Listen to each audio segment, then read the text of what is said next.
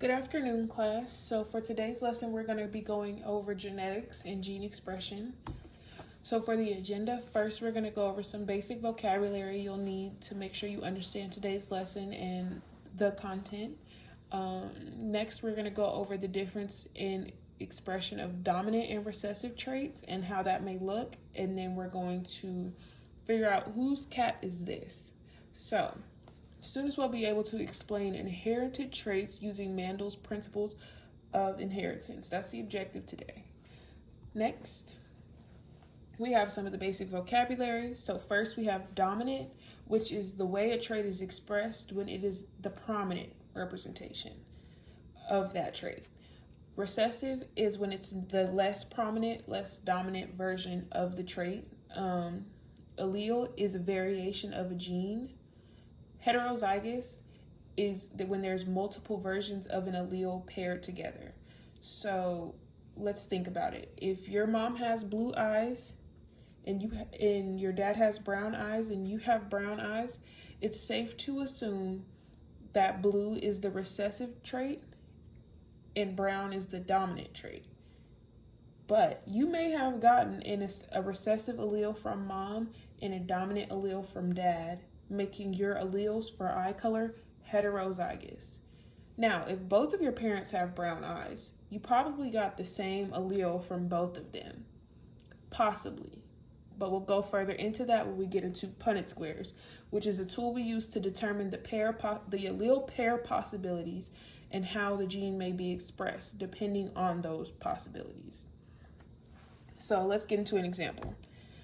First, let's go over Mendel's principles of inheritance. We have the law of dominance and uniformity, So dominant and recessive alleles are present at each chromosome location.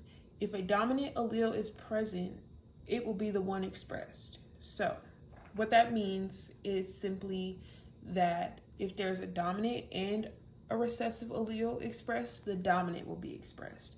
If there's a dominant and a recessive allele present, the dominant allele will still be expressed. If there's two recessive, the recessive is the gene that will be expressed, or the allele that will be expressed. But we'll go more into that on the next slide again.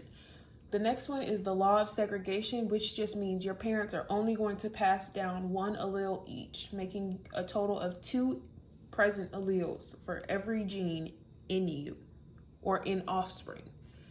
Next, the law of independent assortment. Alleles of different genes will segregate independently from other genes. So that just simply means all the genes of eye color are together and they are only communicating with each other. And then all the genes for other things like arm length or how many toes you have, how many fingers you have, those are going to be related only to genes that have anything to do with that.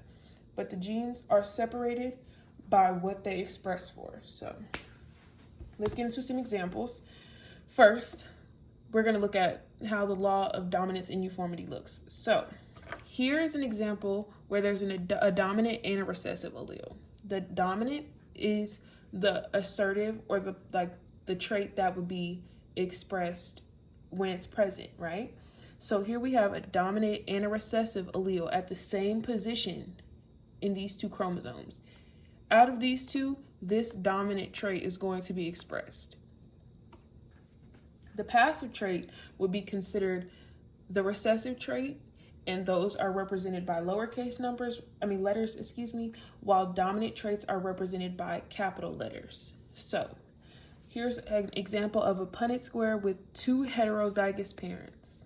This means that 75% of the children have a possibility of having the dominant allele present and being expressed. There's a 75% of that. 75% chance that the dominant allele will be expressed in 3 of 4 offspring, while one of them has the opportunity to get 2 recessive traits, 2 recessive alleles, one from each parent, meaning the recessive trait will be the one expressed. So let's go into the next slide.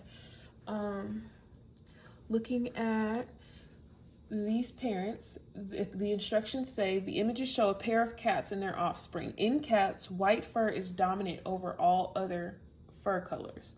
So what that means is white fur is going to be the dominant trait, and in the case of a Punnett square, would be represented by a capital letter. But we can also see that these two white cats were able to have an offspring that is an orange cat. So what assumptions can we make from that? Especially since they created one white and one orange. What assumptions can we make from there? Well, we can assume that the parents are heterozygous, again, because you have to be heterozygous in order to pass down a recessive trait, which according to the instructions, we know white is dominant over all other fur colors, making other fur colors recessive traits. So this is what the Punnett square for this family would look like. We have two heterozygous parents, and we have one homozygous offspring with the recessive trait. This white offspring here, he could have any of these combinations of alleles. He could have two dominant, one dominant and one recessive. He could have either of those and still be white, because the W represents the dominant allele, and the big W, the capital W, is what represents